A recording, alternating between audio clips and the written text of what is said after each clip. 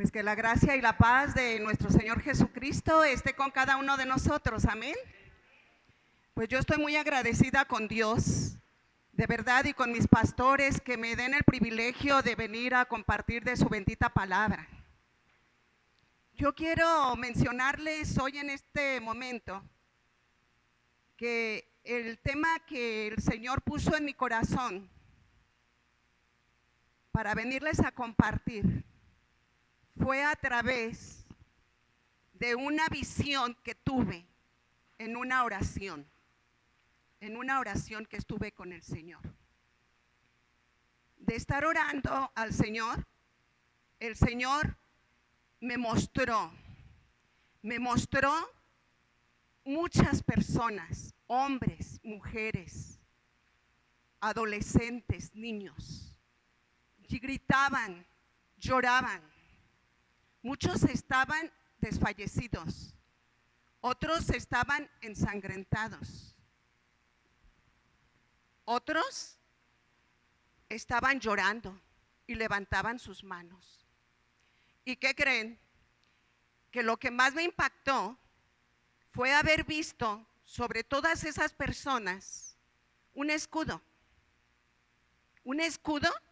con dos flechas así, cruzadas, encima de todas. Y el Señor me mostraba que estamos viviendo pues un mundo lleno de violencia, de mucha aflicción, de mucho dolor, mucha tristeza, muchas muertes. Y me llevó a la palabra de Dios en 2 de Crónicas 7:14. Quiero decirles, amados hermanos, que me impactó muchísimo esa visión que yo tuve, porque el Señor empezó a ministrar mi vida a través de este pasaje en el cual quiero decirles que el Señor hablaba a mi corazón y me decía lo que la palabra de Dios dice, que sé que muchos de ustedes pues ya la conocen. Si se humillare mi pueblo, sobre el cual mi nombre es invocado, y oraren, y buscaren mi rostro, y se convirtieren de sus malos caminos, entonces yo iré desde los cielos y perdonaré sus pecados y sanaré su tierra. Yo sé que el Señor hoy en esta noche nos va a exhortar, va a demandar a su pueblo, va a demandar a su iglesia. Porque esta palabra, como ustedes la acaban de escuchar, está dirigida a nosotros, al pueblo de Dios. Y de ahí, amados hermanos, que yo empecé con la guía del Espíritu Santo a desarrollar este tema. Este tema en el cual el Señor me fue llevando poco a poco, a través de su Espíritu Santo, a que estuviéramos viendo el capítulo 5 y 6 antes de llegar al capítulo 7. Que los invito en el amor de Cristo, abran su Biblia y leamos el capítulo 5, versículo 1. Amén. Este tema, conforme a lo que el Señor me iba ministrando, pues yo le llamé que con humildad y actitudes correctas, el pueblo de Dios es restaurado. Amén. Vamos a leer y vamos a concentrarnos, amados hermanos. De verdad que es muy importante que vayamos poco a poco viendo lo que el Señor nos quiere decir a nosotros como iglesia. En la bendita palabra de Dios, en el capítulo 5, versículo 1, aquí nos relata el Señor la historia de Salomón. Estos versículos tienen principios básicos. Estos textos tienen una riqueza histórica y teológica Y sé que el Espíritu Santo nos va a instruir y nos va a guiar. Amén. Para que nosotros nos motivemos y tomemos conductas correctas delante de Él. Vamos a leer capítulo 5 de Segunda de Crónicas, versículo 1. La bendita palabra de Dios dice así: acabada toda la obra que hizo Salomón para la casa de Jehová, metió Salomón las cosas que David su padre había dedicado, y puso la plata y el oro y todos los utensilios en los tesoros de la casa de Dios.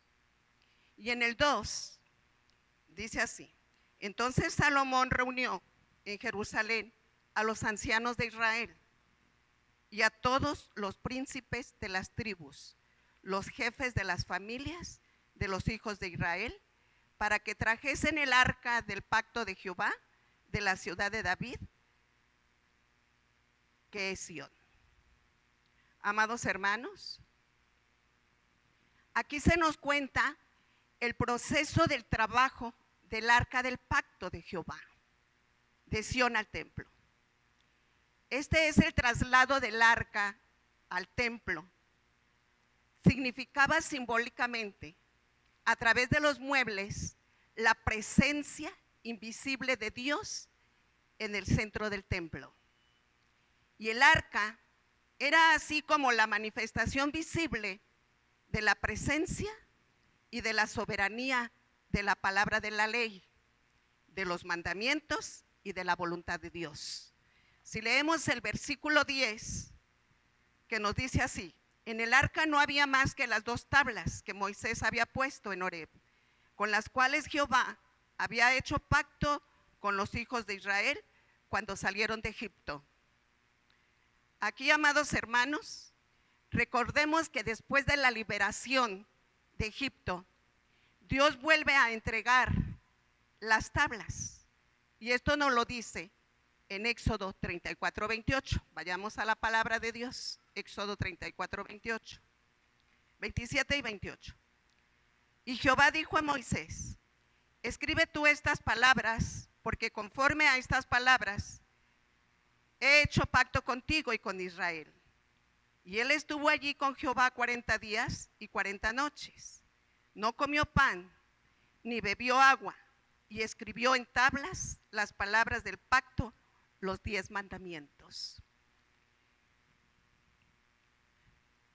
Aquí estaban registradas y grabadas como un doble recordativo de la liberación de la esclavitud de Egipto y la necesidad de someterse voluntariamente a la palabra, a la ley y a los mandamientos. Amén. Vamos a leer versículo 13, primero desde el 12, 13 y 14, de ahí mismo.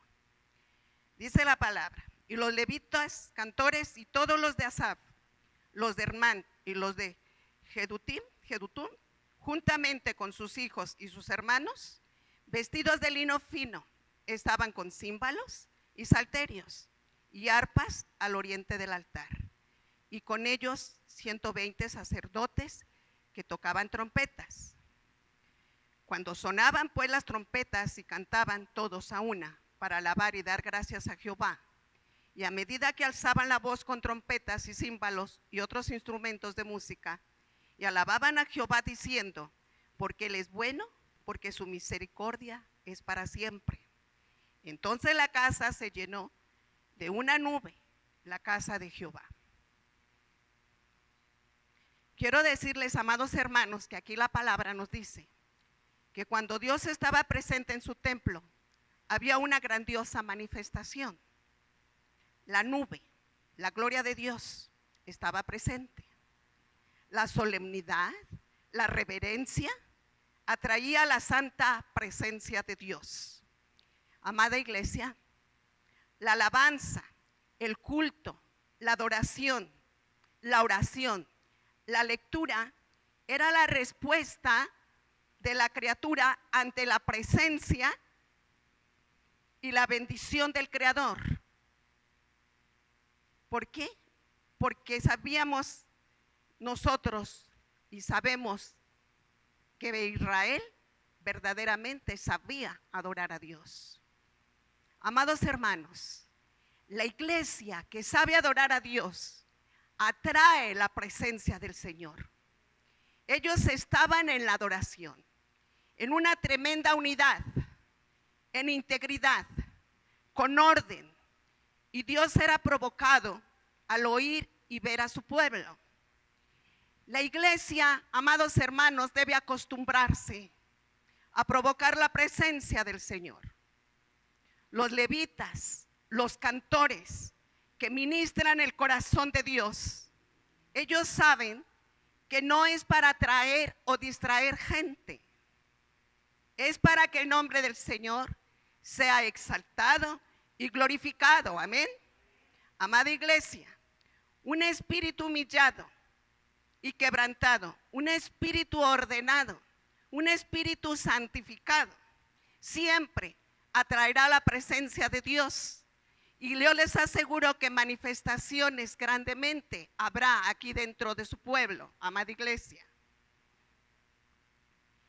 En el capítulo 6, de ahí de Segunda de Crónicas, si usted lo lee en su casita, se va a dar cuenta que el rey Salomón estaba entregado en espíritu, alma y cuerpo a través de la oración. Agradecido, con un corazón muy agradecido, porque Dios cumplió lo que había prometido. E hizo fiesta, dice la palabra, por 7 días. Y el pueblo se postraba ante grandiosas manifestaciones de Dios. Salomón oraba e intercedía por el pueblo Israel. Y ya en el versículo 2 del capítulo 7, vamos a pasar ya a la palabra.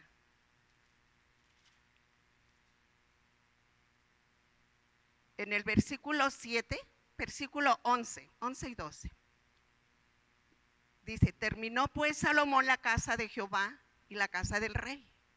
Y todo lo que Salomón se propuso hacer en la casa de Jehová y en su propia casa fue prosperado.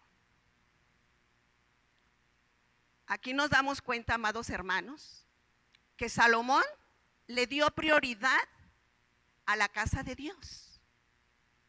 Él le dio prioridad, dejó todo para darle prioridad a terminar el santuario, la casa de oración. También ahí en ese tiempo dice la palabra que él estaba construyendo su casa y también la terminó. Y el Señor lo prosperó grandemente. Y ustedes y yo nos podemos dar cuenta cuando nosotros le damos un servicio a Dios y dejamos todo afuera.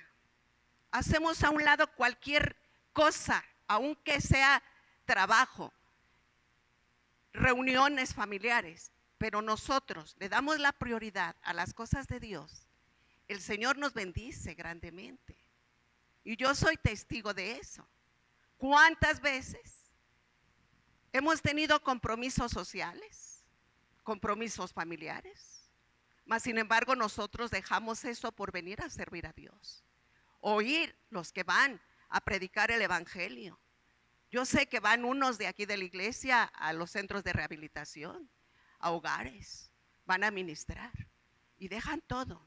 ¿Y saben qué? Que el Señor se hace cargo de su vida, se hace cargo de su familia, se hace cargo de su casa, se hace cargo de su negocio, de su trabajo. Y dice la bendita palabra de Dios en el versículo 12 y 13, que entonces apareció Jehová a Salomón de noche y le dijo, yo he oído tu oración y he elegido para mí este lugar por casa de sacrificio. Si yo cerrare los cielos para que no haya lluvia, y si mandara la langosta que consuma la tierra, o si enviare pestilencia a mi pueblo, dice el 14, si se humillare mi pueblo sobre el cual mi nombre es invocado y oraren, y buscaren mi rostro y se convirtieren de sus malos caminos, entonces yo oiré los cielos, desde los cielos, y perdonaré sus pecados y sanaré sus tierras. Amados hermanos, este pasaje nos indica que el Señor empezaba un pacto con Salomón. Este pasaje del cual habla las Sagradas Escrituras es basado a que el pueblo de Israel, muchos de ellos fueron apóstatas, muchos de ellos se desviaron, muchos de ellos fueron llenos de apostasía. Y el Señor tuvo que trabajar solamente con un remanente. Ese pueblo que anteriormente invocaba el nombre de Dios, ahora eran capaces de invocar a dioses ajenos. Y no solamente eso, sino que ofrecían a sus propios hijos a los dioses, al dios Moloch, al fuego. Miren, hermanos, aquí el Señor me hablaba muy fuertemente a mi vida y me hacía una pregunta que las quiero hacer también a ustedes, que es de suma importancia, primeramente, que tengamos una relación íntima y estrecha con nuestro Señor Jesucristo y que no nos olvidemos nunca de cómo llegamos a los pies de Cristo, cómo fue que Dios nos encontró, cómo fue que nosotros estábamos maltratados, golpeados por la vida, por las circunstancias, por las experiencias. Muchos llegamos con enfermedades, muchos llegamos heridos emocionalmente, muchos llegamos con divorcios, con nuestra familia desunida, desbaratada, y nos acercamos a Dios. Nos acercamos a Dios, el Señor se encuentra con nosotros, le pedimos perdón, clamamos a Él, nos arrodillamos ante el Señor, nos arrepentimos verdaderamente delante de Él y lo hicimos como en nuestro único y suficiente Salvador de nuestra vida. Amén. Pues yo ahora les quiero preguntar, ¿qué de su salvación personal, amados hermanos? Si yo les pregunto a cada uno de ustedes, ¿cuántos años tienen en el Evangelio? Yo sé que más de alguno me dirá 1 año, 3, 5, 10, 30, ¿verdad? O más. Pero ¿qué de su salvación personal? El Señor ya nos había rescatado, ya nos había sacado del lodo cenagoso, ya nos había sacado de las tinieblas y nos había traído a la luz admirable de su Hijo Jesucristo. ¿Qué hemos hecho con nuestra salvación personal? ¿Verdaderamente somos cristianos? ¿O hemos hecho de nuestra cristiandad una religión, como una más? ¿Somos salvos? ¿Sí recuerda usted cuándo se convirtió sinceramente? Quiero recordarles lo que Dios dijo en su bendita palabra en San Mateo 7, 22, 23. Muchos me dirán en aquel día, Señor, Señor, no profetizamos en tu nombre y en tu nombre echamos fuera demonios y en tu nombre hicimos muchos milagros. Y entonces les declararé, nunca os conocí, apartaos de mí, hacedores de maldad. La bendita palabra de Dios en el libro de Efesios 4, 21 al 32 nos dice así: cuando nosotros venimos a Cristo, tuvimos una nueva vida en Cristo, amén. Dejamos todas las cosas pasadas, todos nuestros vicios, toda nuestra manera viciosa de vivir, lo dejamos atrás. Y dice la bendita palabra en el versículo 22 de Efesios 4, desde el 21.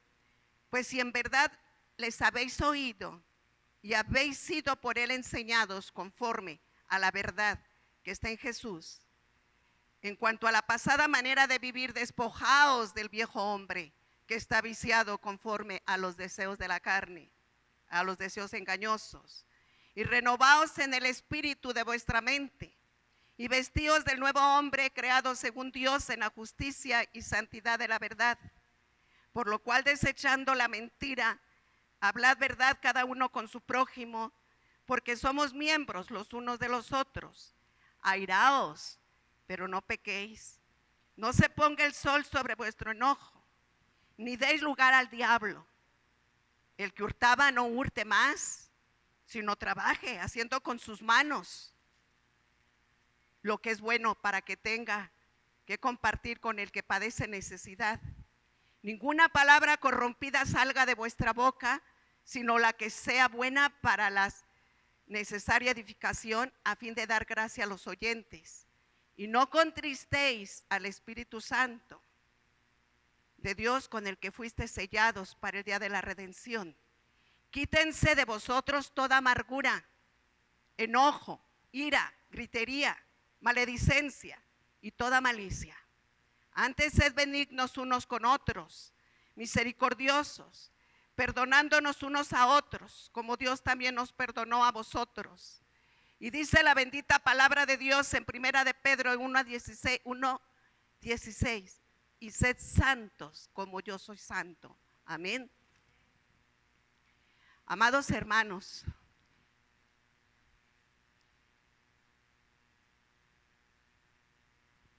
este es un pasaje que tiene muchas maneras de ser planteado a la iglesia y de ser interpretado de diferentes formas al pueblo de Dios.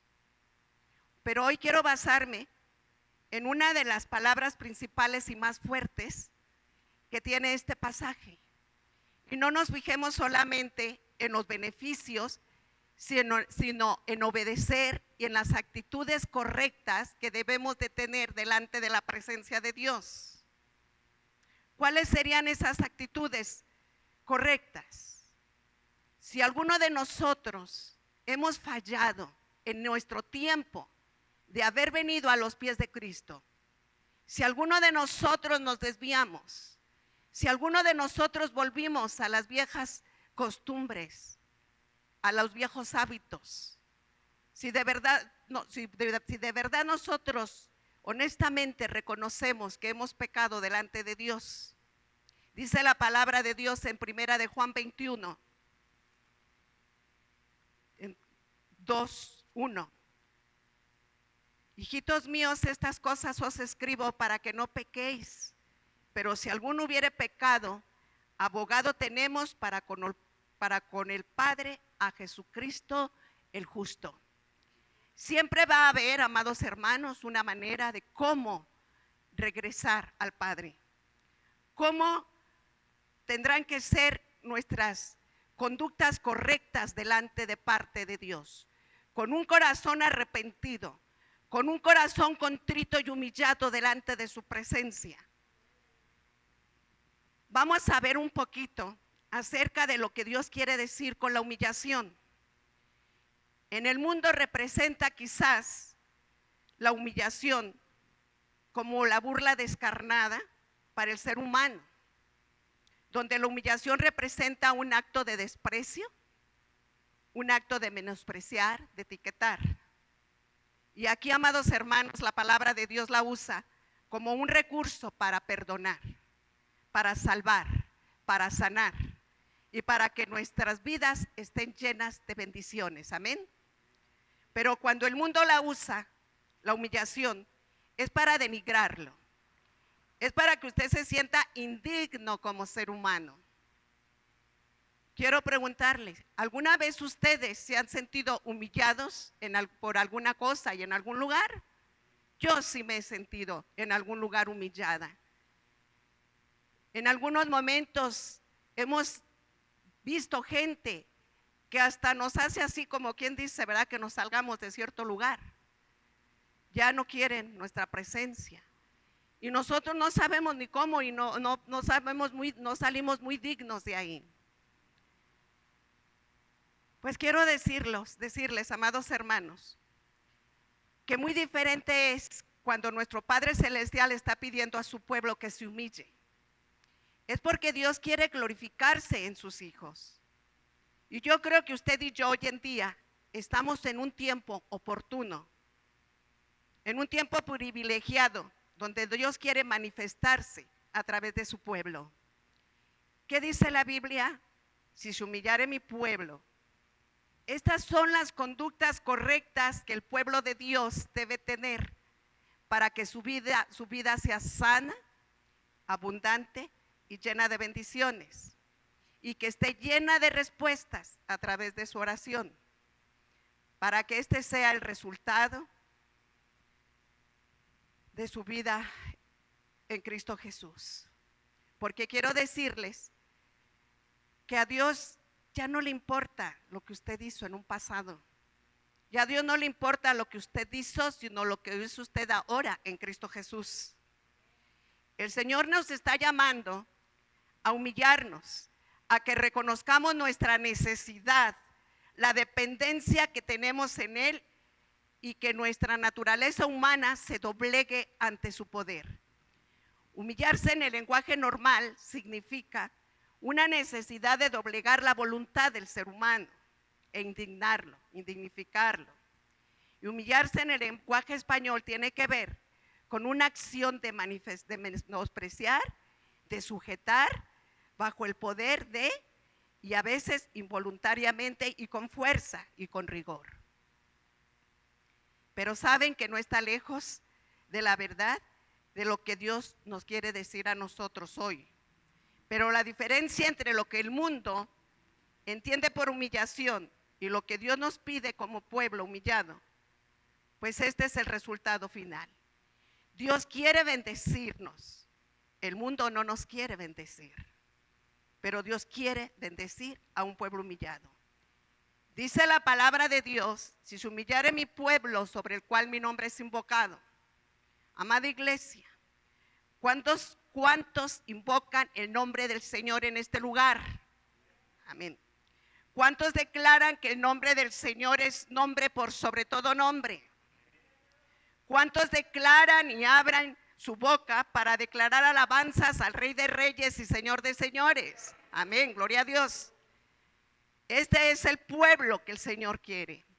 Un pueblo quebrantado que se humille delante de su presencia para que sus oraciones y para que su búsqueda tenga fruto, amada iglesia. Les voy a dar un ejemplo. Cuando nosotros éramos niños, nuestros papás nos enseñaban a ser independientes, ¿verdad? Y nosotros recordémonos el gusto que a nuestro papá les daba cuando nos vestíamos solos, cuando nos bañábamos solos, cuando nos amarrábamos las agujetas solos, cuando nos llevábamos la sopita a la boca solos, y luego cuando nos íbamos a la escuela ya solos, ¿verdad? Pues quiero decirles que muchos se fueron también solos a la escuela, pero a la escuela de la vida. Se fueron lejos de sus padres, lejos de sus hermanos, lejos de su familia, lejos de Dios. Y estas han sido las consecuencias. Las consecuencias de lo que está viviendo ahorita la humanidad. El mundo privilegia la independencia. La sociedad y el sistema privilegia la independencia. Pero la iglesia de Cristo privilegia la dependencia con Jesús, el Dios de los ejércitos. Amén. Nosotros, el pueblo de Dios, dependemos solamente de Él. Dependemos de su gracia, dependemos de sus bendiciones, dependemos de su provisión. Y nuestro Padre no solo es el proveedor, de Él mana toda la provisión. Él es el que la hace, Él es el que la envía, Él es el que la produce. Él no es el intermediario, Él es el proveedor. Él no es solo un Dios amor, Él es amor. Denle un aplauso al Señor, amados hermanos. Así, amados hermanos, cuando nosotros como pueblo de Dios comenzamos a tener estas conductas correctas delante de Dios, conductas de humillación, comenzaremos a ver grandes victorias sobre nuestra vida. Y quiero mencionar algunos puntos relacionados. El primer punto sobre la humillación. Y dígale al que está a su lado, te conviene ser humilde, dígale. Y es de notarse que esta bendita palabra de Dios no le está pidiendo humillación al mundo, sino que le está diciendo, yo quiero que el que se humille sea mi pueblo, sobre el cual mi nombre es invocado. Dios le pide quebrantamiento al que lo alaba, al que lo exalta, Porque quiero pues que recordemos que sí hemos visto marchas por las calles, ¿verdad? Hemos visto marchas por las calles a través de concilios y de instituciones religiosas. Y nosotros no le podemos decir al que va pasando por ahí que se quebrante, que se humille, ¿verdad? No podemos decirle. Porque si estas personas no tienen un corazón arrepentido, si no tienen un espíritu quebrantado y humillado ante la presencia de Dios, pueden alabar, pueden cantar, pueden bendecir, pero todo es pura hipocresía. Se necesita un corazón verdaderamente arrepentido y humillado ante la presencia de Dios. Dios no necesita gente de rodillas alabándole, no, hermanos. Dios quiere un pueblo convertido, porque si ellos se arrodillan, su corazón está lejos de Dios. Y el corazón, Dios lo conoce. Dios mira el interior de nuestro corazón. Dios no quiere ese tipo de humillaciones. Dios nos quiere genuinos delante de su presencia. Lo que Dios quiere es que su pueblo se humille ante Él. Él quiere que se humille la iglesia, el pueblo de Cristo.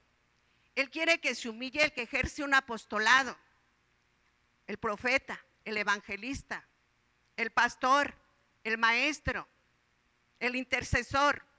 Él quiere ver a su pueblo humillado. Y Dios nos quiere decir en este tiempo que si hemos visto un cielo cerrado, si hemos visto gente triste, abandonada, hijos abandonados, enfermos, destruidos. Si nosotros nos hemos dado cuenta que aún en el pueblo de Cristo hay pastores que han desertado, hay pastores que se han ido porque ya no soportaron el tiempo difícil, la prueba que estamos viviendo, de economía, miles de factores. Quiero decirles que todo esto ha pasado, todo este cielo cerrado. El Señor me ministraba que es porque hace falta un pueblo cristiano que se humille ante su divina presencia. Y nos dice entonces que yo iré, yo perdonaré y yo sanaré su tierra. Dios nos está prometiendo que Él cambia los desiertos en campos fértiles. Dios hace brotar manantiales de vida en medio del pedregal. Y es el Dios que de los cielos, que todo lo que hizo, que todo lo que quiso, hizo. Él es el Dios que cambia los corazones de piedra por corazones de carne. Sensibles, quebrantados, arrepentidos y humillados ante su divina presencia. Dios le está pidiendo al pueblo de Dios que se predique esto, que se sepa, que se sepa. Dios no le está pidiendo a la nación, Dios le está pidiendo al pueblo que lo adora, al pueblo que lo exalta. Le está pidiendo que se quebrante, que se humille, porque Dios dice que cambiará los pueblos y las naciones enteras. ¿Quién cree eso? Segundo punto, amados hermanos, el mayor problema que estamos viviendo en muchas iglesias es que estamos viviendo el problema del orgullo, la falta de humildad y quebrantamiento. Se han dado a conocer lugares donde hay líderes arrogantes, prepotentes y orgullosos. Se ha venido una ola donde se ha distorsionado la honra. Y aquí nuestra iglesia, Ministerio Adulán, entiende que a nuestros líderes, a nuestros pastores, se les honra, mas no se les idolatra. Amén. Porque aquí sabemos que el único que está por encima de todo y de todos es Dios. Glorifique al Señor. Todos y cada uno de nosotros debemos renunciar a todo espíritu de orgullo, a todo espíritu de soberbia, de prepotencia, a todo espíritu de engrandecimiento inmerecido. No hay otra manera de poderle servir a Dios. Dice la bendita palabra de Dios en Santiago 4:6, que Dios resiste a los soberbios y da gracia a los humildes. Y fíjese bien, si nosotros tenemos alguna capacidad, es porque Dios lo dispuso así, para nuestra vida y para bendecir a otros. Y para que nosotros no nos jactemos. No es para que nosotros podamos mostrarle al mundo que somos como un ser superior, no, amados hermanos. Dios es el superior. Dios es el que quiere una iglesia que aprenda a humillarse delante de Él. Una iglesia que reconozca de sus debilidades, de sus limitaciones, de sus dificultades. Que solo la mano poderosa de Dios puede guardarnos y sostenernos. Dice la palabra que si mi pueblo se humillare, en el cual mi nombre es invocado y oraren, Él va a venir Él oirá desde los cielos, perdonará nuestros pecados y sanará nuestras tierras. Dice la palabra de Dios en Marcos capítulo 1, versículo 7, que Juan predicaba diciendo: viene tras mí el que es más poderoso que yo, a quien no soy digno de desatar encorvado la correa de su calzado. ¿Esta es una conducta correcta delante del Señor? San Juan reconocía que ni siquiera podía desatarle la correa de su calzado de Jesús. Quiero decirles, amados hermanos, pues ya me queda muy poco tiempo, que no hay otra forma para que nosotros le sirvamos al Señor con conductas correctas. Y no es porque nosotros nos reunamos aquí en la iglesia, y no es porque nosotros vengamos muy seguido o que estemos aquí en todas las ocasiones que se nos pide, y no es por la cantidad de diezmos que damos, y no es tampoco por la cantidad de ayuda que hagamos, no es por eso. La mejor y las conductas correctas ante el Señor es porque nos postramos delante de Él. Y no permanecemos solamente postrados, sino que nos levantamos y reconocemos que a partir de hoy, Dios es el que tiene que ser glorificado en nuestras vidas. Amén. Dice la bendita palabra en Jeremías 6:16. Así dijo Jehová: paraos en los caminos y mirad y preguntad por las sendas antiguas, cuál sea el buen camino, y andad por él y hallaréis descanso para vuestra alma. Mas ellos dijeron: no andaremos. Este es un punto que quisiera contarles relacionado al control económico. El Señor me ministró que hay muchos hombres y mujeres controlados por el dinero. Y el dinero es el que manda. Y hasta que no dejemos de ser avariciosos y no caminemos en la realidad de la gloria de Dios reposará sobre gente muerta al mundo, a las vanidades. Cuando alguien está bajo la gloria de Dios, no piensa ni tantito en el dinero. Y sí es importante que el dinero, amados hermanos, pero nosotros aquí no usamos el púlpito como un control económico. Nosotros no nos controla ese dinero. La riqueza que Dios nos da, no dejemos que ella nos use a nosotros, usémosla nosotros a ella. Si tu riqueza es más que tu carácter, ella te va a gastar a ti en vez de tú gastarla a ella. Hay prosperidad en nuestras vidas, sí, pero si no tenemos carácter, nos va a hacer prepotentes, orgullosos, y habrá una división entre Dios y nosotros, y entre el pueblo de Dios y nosotros.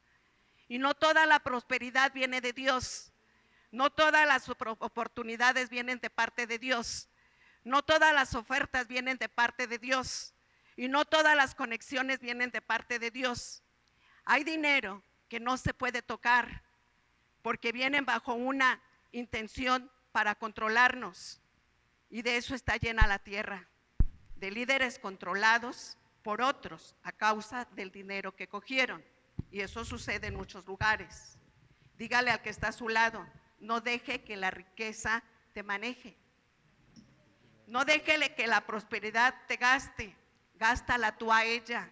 No deje que el dinero gaste tu vida, tú gástate el dinero. Amén. No deje que el dinero te gaste, no deje que el trabajo te gaste, no deje que la fama te gaste y te quite el sueño. Hay gente que cuando era pobre dormían muy bien y ahora que tienen dinero no pueden ni dormir. Te está gastando la prosperidad. No dejes que las cosas te gasten a ti, gástalas tú a ellas. Amén. Pues lamentablemente hay muy poco tiempo, quisieras hablarle de muchas cosas. Hay un punto muy importante sobre lo que es el tiempo, un tiempo muy valioso que debemos de tener de parte de Dios. Dele, hermana, dele. ¿Sí? Dice, pues este es otro punto que yo quisiera hablarles, que se llama tiempo y es el cuarto punto.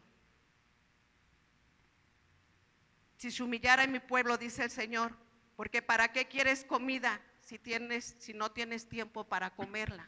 Este es otro punto. ¿Para qué quieres una buena cama si no tienes tiempo para dormir, completas tus horas? ¿Para qué quieres una familia hermosa si no tienes tiempo para disfrutarla? Hay algo más grande que el dinero, que se llama el tiempo, que el Señor te está permitiendo vivir. Y quizás usted no le dé valor, pero es algo muy valioso después de Dios. Por eso dice su bendita palabra que todo tiene su tiempo y todo lo que se quiere debajo del cielo tiene su hora. Eclesiastés 3:1.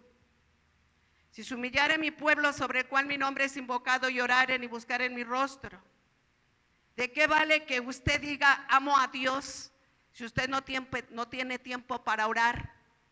Si usted no tiene tiempo para buscarlo, si usted no tiene tiempo para adorarlo. Yo sé que usted sí ora, yo sé que usted sí busca el rostro de Dios. El Señor no solamente le está diciendo aquí al ministerio, le está diciendo a todas las iglesias. Dios es bueno y sus misericordias son nuevas cada mañana. Amén. Sí, Señor. Yo quiero pedirles, amados hermanos, en el amor de Cristo, que esta bendita palabra que el Señor acaba de ministrarnos a cada uno de nosotros nos ayude a cambiar de malas conductas, de conductas incorrectas. Sí, Señor. Dios nos da una nueva oportunidad hoy en este día a través de este mensaje, porque Él quiere verdaderamente sanar nuestra tierra. Él quiere que nosotros verdaderamente seamos hombres y mujeres dignos y merecedores de las bendiciones que el Señor nos da. Busquemos el rostro del Señor, arrepintámonos de todo corazón, de todo lo que nosotros hayamos hecho delante de su presencia. Quiero pedirles en el amor de Cristo, pues que se pongan de pie. Vamos a darle gracias a Dios. Amén. Gracias, Padre, Vamos a darle gracias a Dios por esta oportunidad que nos dio. Amén. Y afirmémonos, hermanos, en las promesas de Dios y hagamos cambios en nuestras vidas. Acerquémonos a Dios con humildad y conductas correctas, para que el pueblo de Dios sea restaurado, para que Dios sane nuestra tierra y con un espíritu obediente, para no ser la tierra que el Señor desecha y renuncie a lo que está escrito en Gálatas 5, versículo 19-20. Porque manifiestas son las obras de la carne, y renuncia al adulterio, renuncia a la fornicación, a la inmundicia, a la lascivia, y diga, renuncio a la idolatría, a la hechicería, enemistades, renuncio a los pleitos, a los celos, a las iras, a las contiendas, disensiones, herejías, envidias, homicidios, borracheras, orgías. Porque cosas y semejantes a estas los amonesto, dice el Señor, como ya lo había dicho antes, que los que practican tales cosas no heredarán el reino de Dios. Esta es la tierra que está siendo envenenada por el pecado. Cierre sus ojos, amados hermanos, y metas en la presencia de Dios y digámosle: Padre, hoy venimos delante de ti, mi Dios, Amado, reconocemos que son tiempos donde necesitamos entender tu palabra y ser obedientes. Clamamos a ti, Padre, pidiéndote perdón. Ten misericordia de nosotros. Sabemos que este tiempo marcará algo nuevo. Nos humillamos delante de ti, Señor. Solo queremos pedirte gracia y favor delante de tu presencia. Clamamos a ti para que nos guardes. Guarda nuestras familias. Guarda nuestra iglesia. Guarda nuestros hijos. Guárdanos, Señor. Ayúdanos, Padre, a que nuestro corazón se doblegue delante de tu presencia y reconozcamos, Señor, que solo tú puedes sanar nuestra tierra. Ni el gobierno, ni la ciencia, nada puede sanar nuestra tierra, como dice tu palabra. Solo tú puedes, Señor. Líbranos de las trampas del cazador. Solo tú nos puedes librar de las pestes destructoras. Haz que nuestro corazón se rinda, se humille delante de tu presencia para poderte dar el fruto, mi Señor. El fruto que tú nos pides a través de Gálatas 5:22. Con amor, gozo, paz, paciencia, bondad, benignidad, fe, mansedumbre, templanza. Sé que tú eres bueno, Señor, y oirás desde los cielos, perdonarás nuestros pecados y sanarás nuestras tierras. Te lo pedimos en el nombre precioso de tu amado Hijo, nuestro Señor Jesucristo. Amén y amén. Amén. Gloria a Dios.